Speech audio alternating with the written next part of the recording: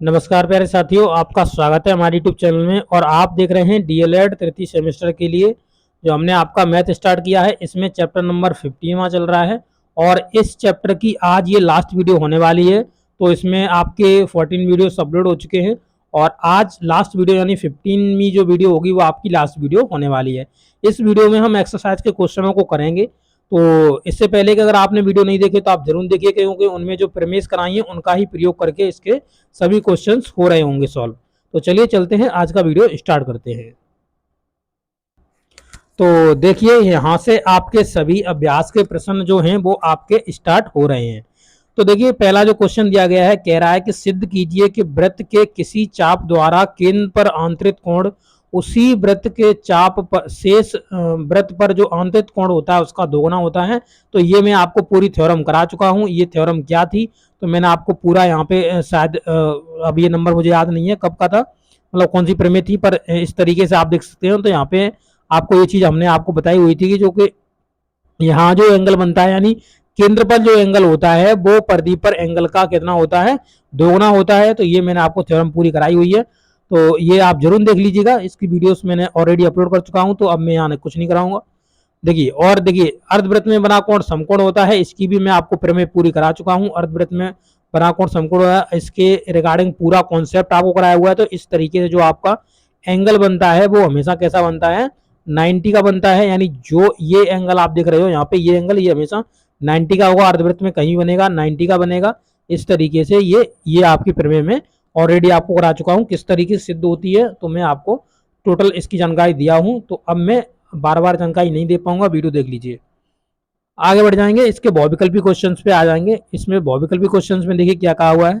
पहला क्वेश्चन है कि एक अर्धवृत्त में व्यास पर ए त्रिभुज बना है ए बी सी। एक व्यास है उस पर एक त्रिभुज ए बी सी बना हुआ है। अगर सी ए 4 सेंटीमीटर है, बी सी आपका 3 सेंटीमीटर है, तो वृत्त की त्रिज्या बताइए आपकी क्या होगी। 2 सेंटीमीटर होगी, 2.5 सेंटीमीटर होगी, 3 सेंटीमीटर होगी या 4 सेंटीमीटर होगी।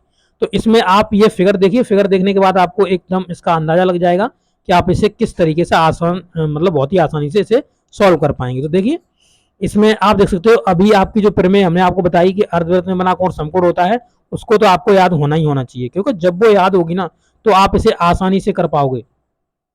मैंने कहा था हर एक प्रमेय आपके काम में आएगी, क्योंकि हर एक प्रमेय का यूज होकर ही आपके जो क्वेश्चन हैं वो आपके बनेंगे। ठीक है, तो ये आपका अर्धवृत्त यानी ये केंद्र O है। यहाँ पर जो अर्धवृत्त में जो कोण बनता है वो आपका हमेशा 90 बनता है। इस तरीके से आपका जो ये एंगल है ये हमेशा कितना बनेगा, 90 का बनेगा। ठीक है, तो 90 का ये एंगल आपका बन जाएगा, 90 से लिख दीजिए 90 का। ये आपको पूरी प्रमेय समझाई हुई है। अब यहीं पे कह रहा है ये 4 सेंटीमीटर की दी हुई है आपको ये भुजा। यहाँ पर जो आपका ए है, ये आपका सी है, ये आपका बी है, और यहाँ पे ये कह रहा है जो बी सी दी हुई है वो आपको 3 सेंटीमीटर दी गई है, और कह रहा है कि ये वाली आप बताइए भुजा आपकी कितनी होगी।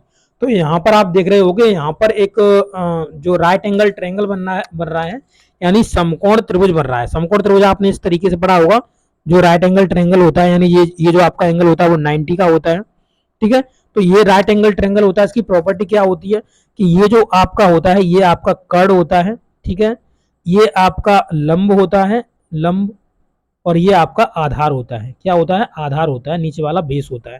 तो इसमें क्या बनता है, इसमें कर्ण का स्क्वायर बराबर लंब का स्क्वायर प्लस आधार का स्क्वायर, ये आपका इस तरीके से चलता है। तो यहाँ पर आप देख सकते हो ये आपसे कर्ण पूछा हुआ है, क्योंकि ये सबसे लंबी भुजा है। जो आपको व्यास दिख रहा है ये आपका क्या है, कर्ण है। तो लंब का और आप आधार के दोनों के स्क्वायर करिए, उनको जोड़िए, फिर आप कर्ण निकाल सकते हो आसानी से। तो देखिए वही चीज हमने यहाँ पे निकाली हुई है। यहाँ पे मैंने लिख दिया है, हम जानते हैं कि अर्धवृत्त में बना कोण समकोण होता है, अतः एसीबी 90 डिग्री का होगा। एसीबी में पाइथागोरस प्रमेय का हम प्रयोग करेंगे। तो पाइथागोरस प्रमेय क्या कहती है कि ए बी यानी ये जो कर्ण है, कर्ण का वर्ग बराबर शेष दो भुजाओं के योग के, मतलब जो कर्ण का वर्ग जो होता है वो लंब का वर्ग प्लस आधार के वर्ग के दोनों के योग के बराबर होता है। यानी शेष दो भुजाओं के वर्ग के योग के बराबर होता है। कर्ण का वर्ग शेष दो भुजाओं के योग के स्क्वायर के बराबर होता है। तो ये आपका यहाँ पे निकलेगा। तो AC का आप देख सकते हो 4 का स्क्वायर, 3 का स्क्वायर। तो 4 का जब स्क्वायर करोगे तो आपका 16 हो जाएगा, और 3 का स्क्वायर करोगे तो आपका 9 हो जाएगा। तो यहाँ से जब ए बी निकालोगे तो ये अंडर रूट में चला जाएगा, तो अंडर रूट में इसके 5 × 5 फैक्टर कर देंगे, तो अंडर रूट में आपके कितने फैक्टर बनेगा, तो आपका 2 का बनेगा, तो इसलिए 5 निकल जाएगा। यानी ए बी की जो वैल्यू हो जाएगी वो आपकी 5 हो जाएगी। ए बी यानी जो आपका व्यास दिया था। अब व्यास का आधा होता है त्रिज्या, तो त्रिज्या को निकालोगे तो व्यास का आधा कर दो, तो 5 का आधा कर दोगे तो 2.5 सेंटीमीटर की आपकी क्या निकल जाएगी, त्रिज्या निकल जाएगी। तो इस प्रकार के क्वेश्चन को आप आसानी से सॉल्व कर पाओगे, इसमें कोई आपको प्रॉब्लम नहीं होगी, इसमें कोई कुछ ज्यादा समझाने का कुछ है नहीं।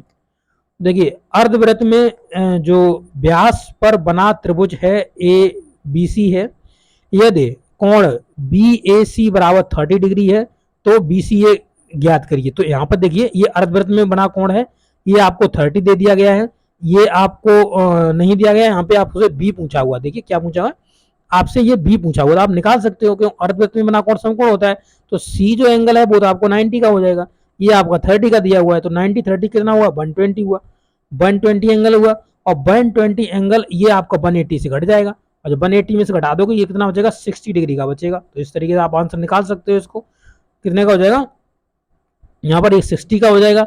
और पूछ क्या रहा है ये, तो यहाँ पर नहीं ये पूछ ही नहीं रहा 60, ये पूछ रहा है कि अर्धवृत्त में जो BC पूछ रहा है, तो C तो ये आपका 90 का ही होता है, इसमें क्या तोपे मारनी है, तो यहाँ पर सीधा आप 90 लगा दीजिए, ये आपका 90 का आंसर हो जाएगा। तो इसे अगर आपसे बी निकलवाया होता तो आप किस तरीके से निकालते, वो मैंने यहाँ पे निकाल के दिखाया है, क्योंकि जब मैं इसे लिख रहा था तो मैंने ये नहीं सोचा कि ये आप इतना सरल ये पूछ लेगा, तो यहाँ पे सीधा ये पूछा हुआ था, ठीक है। तो यहाँ पे मैंने पूरा यहाँ पे ये जो एंगल बी है उसे हमने निकाल के फेंक दिया था, अभी आप 60 देख सकते हो, ये आपको पूरा बताया हुआ है। तो इस तरीके से अगर आपसे पूछता तो इस तरीके से आप जो CBA है वो आप निकाल सकते थे आसानी से, ये पूरा लिखा हुआ है, आप समझ सकते हो। अब तो इतना मैं आपको पहले ही ऑलरेडी समझा चुका हूं, तो आपको कोई भी प्रॉब्लम नहीं होगी। क्वेश्चन नंबर 3 देखिए, क्वेश्चन नंबर 3 में कह रहा है चित्र में एक वृत्त है जिसका केंद्र O है, लघु वृत्त खंड में स्थित कोण है ABC, त्रिभुज ABC में कोण है ACB का मान ज्ञात करना है, तो ACB निकालना है, ACB तो AC और B, ACB ये किसमें बना है, तो ये लघु वृत्त खंड में आपका बना हुआ है। इसमें एक चीज की कभी गलती मत कर देना कि आपको ये लगने लगे कि ये अर्धवृत्त में बना कोण है, क्योंकि अर्धवृत्त में कोण तब बनता है जब ये केंद्र से होकर जाता है, फिर वहां आप 90 लगा के निकला पतली गली से देखिए, यहाँ समकोण भी लिखा हुआ है, समकोण लिखा हुआ, आपको अरे ये तो वो बन रहा है एंगल, यानी अर्धवृत्त में बना कोण समकोण होता है, 90 लगा दो और निकल लो, और बाद में तुम लड़ते फिरोगे दूसरों से कि हाँ मैंने सही करके आया, मैं सही करके आया, तो सही करके नहीं आए तुम, क्योंकि ये केंद्र से होकर जा ही नहीं रहा है और ऊपर लिखा भी हुआ है, ठीक है। अब इसमें ACB निकालना है, तो ACB ये हमेशा लघु वृत्त खंड में बना कोण है, तो ये हमेशा कैसा होगा, ये हमेशा 90 से एक्स्ट्रा होगा, 90 से प्लस होगा ये हमेशा, ये मैं आपको थ्योरम के अकॉर्डिंग मैंने आपको बताया था। तो समकोण से कैसा होगा, हमेशा बड़ा होगा, समकोण होता है 90 का, तो 90 से हमेशा कैसा होगा, एक्स्ट्रा होगा, क्योंकि जो लघु वृत्त खंड में कोण बनता है वो हमेशा ही अधिक कोण होता है। ये प्रमेय नंबर 4 में आपको समझाया गया है, और जो आपका दीर्घवृत्त खंड में बनता है वो हमेशा न्यूकोण होता है, ये प्रमेय नंबर 4 की बात है, सब कुछ समझाया हुआ है, तो आप जरूर वीडियो उसको देखिएगा। तो यहाँ पे देखिए मैंने लिखा भी हुआ है, जो लघु वृत्त खंड में कोण बनता है वो अधिक कोण का बनता है, और जो दीर्घवृत्त खंड में बनता है वो हमेशा कैसा बनता है, न्यून कोण का बनता है। ये आपको प्रमेय समझाई हुई है, तो आपको फिर से समझाने की कोई जरूरत नहीं है, आप प्रमेय इसकी देख लीजिए, मैंने आपको पूरी प्रमेय कराई है, ठीक है। अब क्वेश्चन नंबर 4 देखते हैं। देखिए क्वेश्चन नंबर 4 में कह रहा है कि चित्र में O केंद्र वाला एक वृत्त है जहां AOC, तो AOC की बात करिए तो यहाँ पे हम चलते हैं, A फिर इसके बाद O और इसके बाद C, इस एंगल की बात करिए तो यहाँ पे A एंगल दिया हुआ है इसने, ठीक है। और इसके बाद दूसरी की बात कर रहा है कि यहाँ पर जो ABC दिया हुआ है, यानी ABC, तो A B और C, ये जो आपका एंगल बन रहा है वो आपका B एंगल दिया हुआ है इसने, तो इसने अपोजिट एंगल्स का दे दिया है, और इसने कह रहा है कि A तथा B के बीच में क्या संबंध है, पहला क्वेश्चन तो ये निकालना आपको, और दूसरा आपको क्वेश्चन ये निकालना है कि यदि OABC एक समांतर चतुर्भुज हो तो बताइए कि OABC का मान क्या होगा।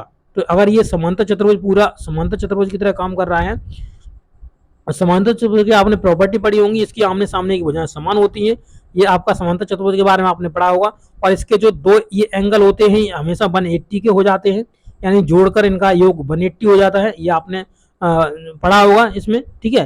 तो और इसके जो आमने सामने कोण होते हैं वो आपस में कैसे होते हैं, वो हमेशा बराबर होते हैं, ये भी आपने पढ़ा होगा, इसकी जो प्रॉपर्टी है समांतर चतुर्भुज की आपने जरूर पढ़ी होंगी, आशा करते हैं। अब सॉल्यूशन में देखिए क्या करेंगे। तो हमसे जो इसने पूछा हुआ सॉल्यूशन नंबर फर्स्ट का देखते हैं।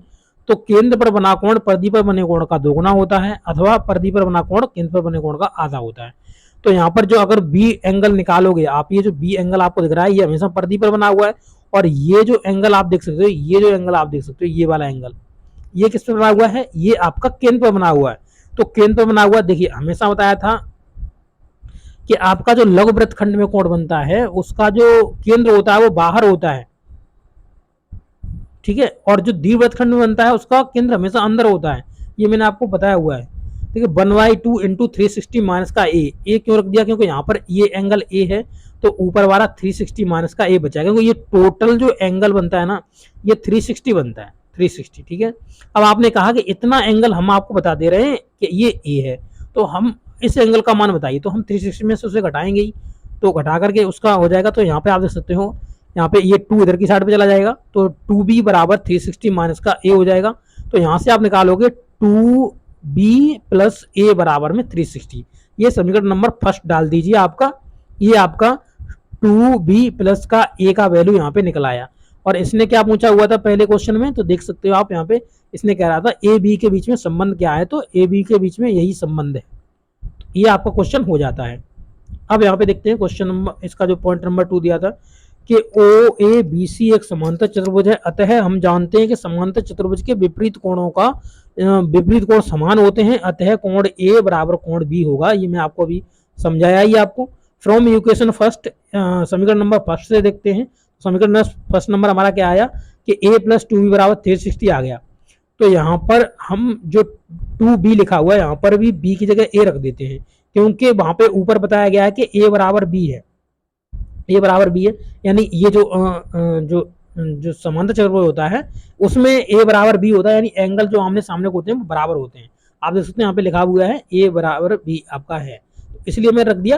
तो यहाँ से अगर जब आप a की वैल्यू निकाल रहे होगे तो वो आपकी निकल आएगी कितनी, 120। तो 120 आपकी एंगल ए की वैल्यू निकल आई।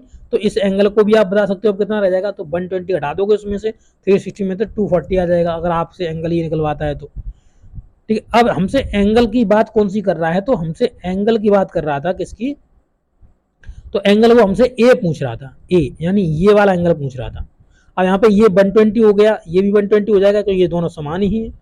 तो यहाँ पर इन दोनों का योग कितना होता है, इन दोनों का योग होता है बताया था 180 होता है। तो 180 होता है, यानी ये 120 है, तो ये फिर कितने का बच जाएगा, 60 का बच जाएगा।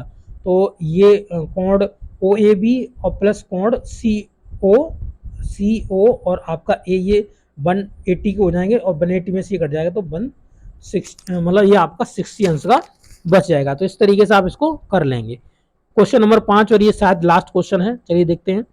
तो इसमें कह रहा है कि चित्र में ओ वृत्त का केंद्र है, कोण ओ ए बी, यानी ओ ए बी की बात कर रहा है, ओ ए और आपका बी, इस एंगल की बात कर रहा है। इसके बाद कह रहा है कोण ओ ए सी, तो ओ ए सी, तो ओ ए सी, तो ओ ए और आपका सी, इस एंगल की बात करेगा। क्या गलत लिख दिया शायद मैंने, ओ ए सी क्रम से 30 और 40 है, तो यहाँ पर ओ ए बी 30 अंश का है, ठीक है, और ओ ए सी, तो ओ ए और सी ये आपका 30 अंश का है। हाँ सही लिखा है, इसमें कुछ स्कैन करने में इसका कुछ गायब हो गया है। ठीक है, तो यहाँ पे देखिए, तो यहाँ पर जो एंगल ओ ए बी आपको दिया हुआ है कितने का, यानी ए की वैल्यू 30 दी, फिर ओ ए सी दिया है, यानी इस एंगल की वैल्यू दे रहा है ओ ए सी। ओ ए सी ये गलत लिखा हुआ है, इस पर देखिए ओ और यहाँ पे हो जाएगा आपका सी और आपका हो जाएगा बी, यानी इस एंगल की वैल्यू दी हुई है आपको, वो वैल्यू नहीं दी है, तो ये गलत लिख गया हमसे, तभी इसमें कंफ्यूजन हो रहा है। देखिए, तो यहाँ पे ओ ए सी की जगह आप लिख लीजिए यहाँ पे ओ सी बी लिख लीजिए, ओ सी बी, तो ओ सी बी आपको दिया है, ये एंगल दो दिए हुए हैं। अब आपसे पूछ क्या रहा है, तो आपसे पूछ रहा है कि बताइए ए ओ सी की वैल्यू बताइए, यानी ए ओ सी, तो ये वाला एंगल आपको बताना है पूरा। तो किस तरीके से करेंगे, तो कि सॉल्यूशन में आप आसानी से समझ सकते, कोई कुछ है ही नहीं इसमें। तो इस तरीके से ये दिया हुआ है, हमने आपको समझा दिया। अब देखिए यहाँ पे, तो यहाँ पे जो दिया गया है वो हम लिख लेते हैं। तो यहाँ ओ सी बी लिख दीजिए यहाँ पे, क्योंकि ये गलत दिया है, तभी ये दोनों दिए हुए हैं, उसके बाद निकलवाएगा ये। तो यहाँ पे देख सकते हो निकालना क्या है, हमको AOC निकालना है। तो AOC निकालना है तो आगे जाएंगे आगे। तो यहाँ पर आप देख सकते हो ये जो आपको दिख रहा है यहाँ पे ये है और ये आपकी क्या है, त्रिज्याएं हैं, दोनों क्या है, त्रिज्याएं हैं। तो यहाँ पर देख सकते हो त्रिभुज OBC, OBC में देखेंगे तो OBC, तो इस एंगल की अगर बात करी जाए, इस एंगल की, तो इस एंगल में ये त्रिज्या है, ये त्रिज्या है, ये वाली आपकी दो त्रिज्याएं हैं, यानी OB OC त्रिज्याएं हैं। जब OB OC त्रिज्या है तो इनके सामने के एंगल हमेशा बताया था हमने बराबर होंगे। इस तरीके से ये आपका देखिए बना हुआ पूरा इस तरीके से, ये भुजा समान है तो इस एंगल को क्या करेंगे, हम समान कर देंगे, यानी इनको हम समान कर देते हैं कि समान ये होते हैं। तो ये जब ये 40 दिया गया तो ये भी आपका बी जो एंगल आपका इधर की साइड का जो आपको एंगल बी दिख रहा है ये भी आपका 40 का हो जाएगा। ठीक है, तो कितने का हो जाएगा, ये भी आपका 40 का हो जाएगा। और इसी प्रकार से जो एंगल आपको ये दिख रहा होगा, यानी देखिए OA और B दिख रहा होगा, तो ये आप यहाँ पे इस त्रिभुज में देखेंगे तो यहाँ पर जो ये रेडियस है, ये भी रेडियस, तो ये 30 है तो ये भी 30 होगा, यानी बी वाला भी पोर्शन 30 होगा। देखिए मैं यहाँ पे आपको समझा देता हूँ एक बार में। देखिए तो ये आपका है पूरा सर्कल। देखिए इसमें क्या क्या दिया गया है वो मैं आपको समझाता हूँ। अब देखिए तो यहाँ पर इस तरीके से आपका ये फिगर दिया गया था, इस तरीके से। अभी मैं इसे बनाता हूँ। देखिए तो ये आपका इस तरीके से आपका फिगर दिया गया है, इसमें इस तरीके से आपका फिगर दिया है। और इसमें एंगल कौन कौन से दिए हैं देखिए, तो यहाँ पर अगर एंगल की बात करोगे तो ये आपको एंगल दिया गया है, ये आपको एंगल दिया गया है। यहाँ ये O है और ये कह रहा है कि इसको हमने क्या यहाँ पे जो एक B पॉइंट है, ऊपर वाला B पॉइंट है, B, तो B पॉइंट है तो यहाँ पर B पहले हम क्या करेंगे, इसको इस तरीके से हम इसको आधा कर लेंगे, इस तरीके से एक खींच देंगे इस तरीके से। तो यहाँ पर देखिए इस एंगल को आप देख सकते हैं, यहाँ पर अगर ये 40 दिया गया है तो ये एंगल भी आपका 40 होगा। क्यों 40 होगा, क्योंकि इसकी जो प्रॉपर्टी कहती है कि ये रेडियस है, ये रेडियस है, तो इसके जो सामने के एंगल होंगे वो हमेशा समान होंगे। ये मैं आपको तब से कराता आ रहा हूं तो आपको ये जरूर याद होगा। इसी प्रकार से यहाँ पर आपको जो एंगल दिया है इसने 30 दिया है, 30 दिया तो ये एंगल भी आपको दिख रहा होगा, ये भी आपका 30 का ही आएगा, क्योंकि ये रेडियस है, ये भी रेडियस है और ये भी रेडियस है, तो इन दोनों के एंगल कैसे होंगे, ये दोनों एंगल समान होंगे। तो अब देखिए यहाँ पे 30 और ये इसका 40, इस एंगल बी की पूरे की बात कर रहा हूं मैं। ठीक है, तो इस पूरे बी एंगल को जोड़ोगे तो आपका ये हो जाएगा 70 हो जाएगा। अब यहाँ पे एक चीज आप समझ गए, जब ये 70 हो गया तो आप देख सकते हो यहाँ जो ये जो हमसे एंगल पूछा हुआ है इसने, ये जैसे ये एंगल हमसे पूछा हुआ है, देखिए मैं ऐसे देखिए दिखा दे रहा हूँ। देखिए ये हमसे एंगल इसने पूछा हुआ है, तो जब ये एंगल पूछा हुआ है तो ये हमेशा जो है वो केंद्र पर बना हुआ कोण है, और ये जो बी है वो आपका परिधि पर बना हुआ कोण है। तो केंद्र पर बना कोण दोगुना होता है, यानी 140 अंश का ये हो जाएगा। कितने का हो जाएगा, 140 अंश का हो जाएगा। तो इस प्रकार से आप समझ सकते हो, आसानी से कर सकते हो। इतना हमने बनाकर आपको समझा दिया कि यहाँ पर जो सॉरी इसे हटा ले लूँ। देखिए इस तरीके से आपका जब ये एंगल बना, यानी ऊपर वाला हमने एंगल निकाल ही लिया, ऊपर वाला हमने एंगल कितना निकाल लिया यहाँ पे, तो आप देख सकते हो ये यहाँ पे देख सकते हो ये आपका ऊपर वाला एंगल निकला है हमारा 70 निकला है। तो यहाँ पर ये पूछ रहा, तो ये हमेशा इसका कितना होता है, दोगुना होता है, यानी 140 का हो जाएगा ये एंगल आपका। तो इस तरीके से निकाल सकते हो। देखिए लिखा हुआ है पूरा, आप देख सकते हो इसको पूरा लिखा हुआ है और बताया हुआ है केंद्र पर बना कोण परिधि पर बने कोण का हमेशा कैसा होता है, दोगुना होता है। तो इस तरीके से आप आज आपका जो चैप्टर नंबर 15 है ये कंप्लीटली हमने आपको करा दिया है। तो आपके चैप्टर नंबर 1 से चैप्टर नंबर 15 तक कंप्लीट हो चुके हैं। अब आपके दो छोटे छोटे चैप्टर बचे हैं, चैप्टर नंबर 16, चैप्टर नंबर 17। कोशिश करूंगा इनको भी एग्जाम से पहले करा दूं। ठीक है, तो चलिए ये वीडियो आपको कैसा लगा है जरूर बताइएगा, अपने दोस्तों के साथ इस वीडियो को जरूर शेयर करिएगा। मिलेंगे नेक्स्ट वीडियो में। Okay, thank you.